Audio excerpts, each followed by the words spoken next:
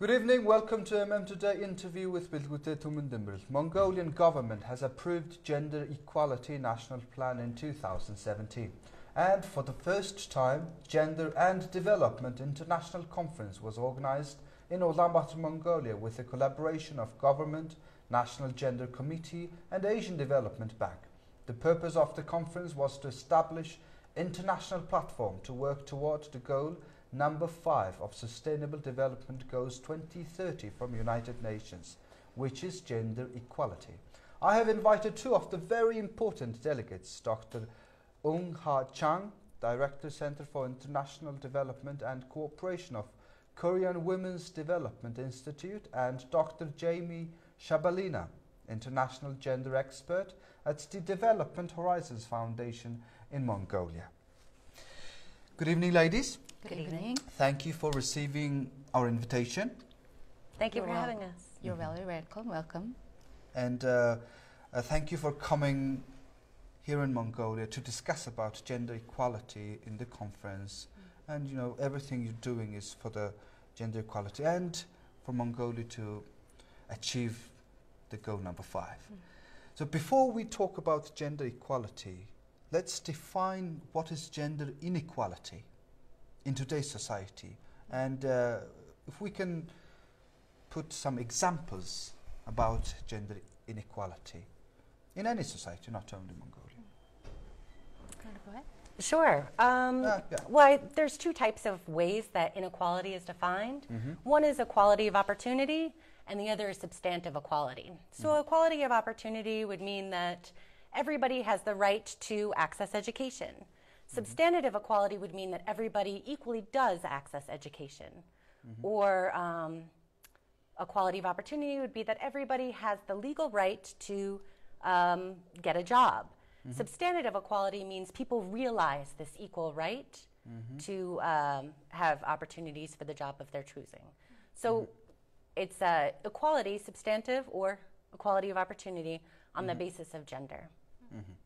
And anything you would like to add? So she rightly defined what inequality is, and maybe I can give you some examples in our concrete lives. Yes. So for example, if you see not many girls at the secondary level of education, for example, in many developing countries, girls drop out during the middle school years because of many reasons, economic, or they have to do the chores at home.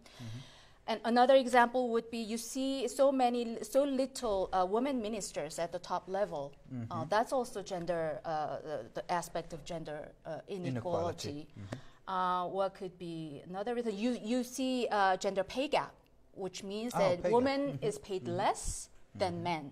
No? These kinds of inequalities, maybe we can say those are the examples that we actually see in our lives. In our everyday lives. And could you please introduce the organizations you ladies representing, and what are the missions and goals and workflow? Currently, here on behalf of Development Horizons Foundation, that's a local Mongolian organization that promotes gender mainstreaming and gender equality in Mongolia. Right now, the big project that we're working on is funded by ADB and the Japanese government, and it's Asian Development Bank, right? Yes, ADB. thank you. Yes. Thank you, the Asian Development Bank and the Japanese government. And we're working alongside the government, particularly the Ministry of Labor and Social Protection, as well as the National Committee for Gender Equality. And we're working to mainstream gender equality across different economic sectors, in different ministries, as well as in the private sector. And there's also an effort to bring gender mainstreaming policies and implementation down to the local level. Down to the local level, from the high local administration. And well, I'm from Korean Women's Development Institute. This is a government institute. It's a government institute under the Prime Minister's Office of South Korea. So in South Korea, we have 20-some national institutes under the Prime Minister's Office of South Korea for policy research and legal research. So we are one on gender and family. So we were created in 1983, so it's been over 30 years in place, and along that time we have produced many research, policy research and legal research, and that has actually turned into South Korean policies and laws. And we do support, for example, if there is a need for revision, then we do also support with evidence-based research, how to revise and what not to revise, things like this. So you guys do research and consult the legal frameworks? And also policy. And policies and change those. Yeah, so we mainly... regarding women's and family. Women in family? Family in Korea. In Korea. And let's talk about our situation today in any society, throughout the world. Let's say there are much more number of women in powerful positions, in ministry, for example, as you mentioned, in powerful positions, in company, in business, any sector. Will there be any benefit, economic or any other benefit in the society?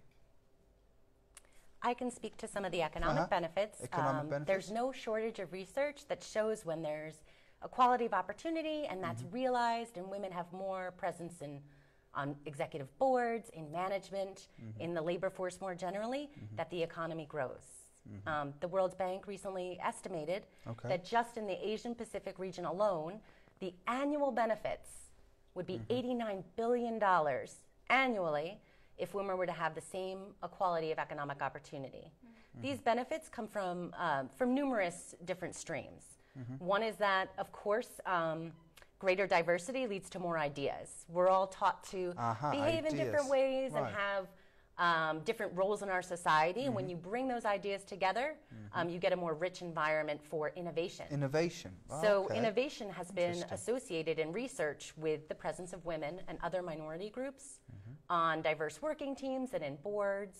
I want to add on to the economic benefit of having more women in the economy. Actually, South Korea has already reached the demographic cliff, which means that it's demographically we're we're losing. The fertility rate is really low. It's 1.12, which is the lowest among the OECD countries. And South Korea really is losing manpower. Manpower. Yeah, I mean woman power in terms of economic. Workforce. You see the woman, man. Okay. So in order for this economy to keep moving forward, we really need more workforce in the economy, and that's one of very practical reason where women's participation in economy becomes really vital for South Korea's development. And not only economically, but women's participation really leads to some benefits in political arena, and especially these days, more women peacekeepers. They contribute. They contribute in the conflict zones by more access to the women who are the victims of violence, and also when women participate in a peace process after conflict, the peace agreement becomes more stronger. It lasts longer. So we do have these examples where women's participation actually brings good results and lasting results. Well, you just said economic power, and when women start making more money, it's beneficial. Okay, my next one is I'm going to ask the negative side effect. I know, I mean, there are tradition that the men has to do this and that, and the woman has to do this and that, and it's in people's mind because of the tradition and perception. So what are the negative side effects, possible negative side effect, when there are more executives or, more powerful women out there? Do you want me to start? So yes. You brought up the word tradition. I think a lot of people think that tradition is enduring over time and that it doesn't change. But in fact, a lot of anthropologists and researchers have shown that tradition changes all the time. And tradition is formulated and defined on the basis of our current incentives, our current economic circumstances. And at one point in a country's history, in a particular context, it might have made economic sense or some other sense that men were to have more labor force participation, et cetera. that doesn't necessarily mean it's always true, and times change, and societies change, and economies change. And in that, and the break in that tradition, when you think that men should dominate the economy or the household or speak for the family, when the economy needs to keep up and women need to be in those jobs, and there needs to be innovation, there needs to be competitiveness in the labor market, and you need to bring women in, that idea of tradition can be unsettling, that they're losing this idea, that I should say that the tradition that men are in charge is becoming eroded, can be stressful for societies, for families, for men, for women. And that can actually lead to violence in the short term. Violence? In the short term. Okay. There's a number of contexts. This is not universally always the case, but in a number of international contexts, you see domestic violence, violence against women in the home and in society, rising because of the stress of societal changes, such as women entering the workforce or tertiary universities in much higher levels. But these are short-term stresses in society undergoing change. That society has to go through? Not necessarily. I don't think it's necessary. I think it's based on the context, and these things can be mitigated. I think this is where involvement of men becomes very important, and also educating what gender equality is to men and men and boys, girl and women all together. And I want to point out that as long as men, they get to understand, for example, your wife becomes, she makes money, and it actually contributes the family economy, and men's burden actually is being lessened. So I think understanding this kind of dynamics, it's not like men losing power and control. Men does benefit from this kind of women's economic participation and rising of being empowered. And second, I think this is the moment where the policies and legal support becomes very important. For example, during this kind of short-term struggle between men and women, I think it's very important that some of the victims get, not always victims, but women get protected. But then also the laws and policies that kind of promotes men, that kind of supports men to get engaged. For example, in South Korea, more men, because of this law and policy, more men are using paternity leave. Wow. And after Really? they experience that this is actually very rewarding, spending time with your children and helping your wife. Now the increasing rate, now the more men are participating in paternity leave. And of course, there's still some bad impression from the company that, oh, he's a man and using paternity leave. Yeah, but reputation is lower. So that's what I'm talking about, the tradition. That's where the tradition comes, But then it changes over time. If you look at countries like, Sweden, and they've, they have a policy where paternity leave is mandatory to some extent, and some of the leave can be shared between the wife and the husband. And husbands that don't take paternity leave can be stigmatized by companies for not having a good work-life balance, for not caring for their family. So it's become almost an incentive to look good at your job, to participate, in the society in a better way. And so that stigma is changed over time. Well, goal number 5, gender equality, sustainable development goals. What are the best international practices to achieve this goal number 5? Is there, because you guys are in the field, on the field, studying, doing the gender equality work, what are the best practices that Mongolia can learn, or people who are watching can learn? Do you want me to? Yeah, let's start from me. Okay, so on that point, I can give you 2 of South Korea's policy examples that many South Koreans and also international society recognizes as a good example. One is the Sunflower Center, which is a one-stop service center for victims against sexual violence. This is a one-stop center where it provides everything at one time, counseling, medical treatment, legal advice, and also some. Because the victims, they have to go through all these processes themselves. So we thought this is not right. So why don't we have everything at one place? So here, there's a doctor comes in like 2 times per week. There's a woman police always residing in the center, and it helps out really quick. When something bad happens, then the victim calls up, and then everything just goes very fast. It's a one example of the violence response center. Let me ask you, in that center, how many men are coming? Oh, you mean help? The victims? Victim of domestic violence, but not women, a man. I heard that very small number of men, usually boys, but I heard that the percentage is increasing. So here we can see that gender-based violence, the victims are not only women, but boys and men can be the victims too, and that's a good point for raising. Raising. And number 2, and then number 2 is women-friendly city. This is a that's city. Very good. Yeah, this is good term.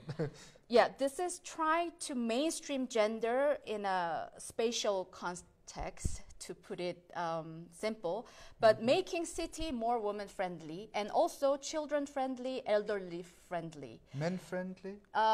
Men-friendly, yes. But for anyone in the society.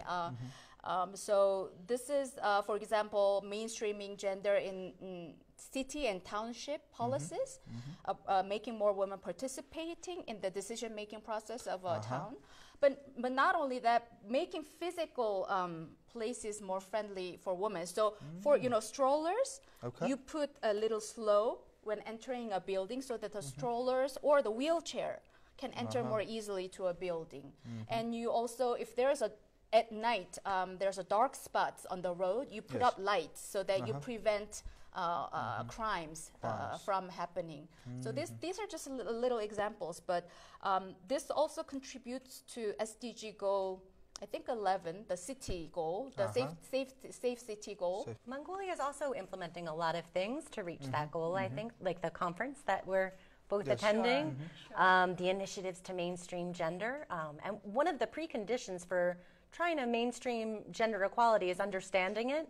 And data, of course, is a very important part of that effort. You need to understand data based on men and women, young and old, etc., to be able to make inclusive policies. And that's something that Mongolia has been working on. I know the director, the statistics office is also has some initiatives to collect better data, and that's an essential first step that Mongolia is really working toward. I want to ask from Dr. Shabalina about the difference between feminism and gender equality for women. Are there difference? Well, feminism is usually an ideology. Yeah, the term is an ideology. It can refer to a movement. Largely, it's looking at, it's promoting equality of opportunity and substantive equality for women, but it also includes a lot of other groups. It's really about a movement and an ideology of equality. Whereas gender equality is a specific term or an end point. It's more of a development term. It's something to achieve for in economy, society, and politics. Not only directed to women, but also men. Yes, that's true too. Equality, yes, so see. Well, in Mongolia, the conference, Gender and Development Conference, was organized for the first time. And what was the benefit of organizing this conference for everyone? What do you think the best result is? I was actually very surprised and impressed by the high level participation, involvement, and their willpower to actually support this kind of conference. I see the prime ministers came to speak, and this is actually very encouraging for other neighboring countries as well, because Mongolia is is supporting really gender equality, and that kind of encourages us too. And also, it was very nice to hear what's going on in Mongolia in terms of gender equality, and you have formed the national committee and all this positive movement. And I want to go back to my country and share this with my colleagues and with the Ministry of Gender Equality and Family. And look, Mongolia is doing, moving in this direction, and maybe we can, learn from it, or we can contribute in some part. Let's have international cooperation on this issue, and we can think about doing something together with the Mongolian government or with the civil society. Yes, so this is a big learning opportunity for us as well. So. Dr. Shabalina? Yeah, I echo those benefits. I think it's a great opportunity for international collaboration, a great opportunity for Mongolia to share its positive experiences, as well as to gain knowledge to help advance movement on overcoming its challenges. I think it's a great opportunity to work together. Well, thank you very much, ladies. Unfortunately, we have limited time, only 20 minutes, and if we have more time, we could talk and even deeper about the issues. But thanks very much for coming here, discussing about this gender equality and sharing your experiences, actually. Well, thank you. And I wish you good health and good luck. Thank you. You too. as well. And that's all for today. Thanks for being with us. We will see you next Tuesday with our news time. Have a good one. Bye-bye.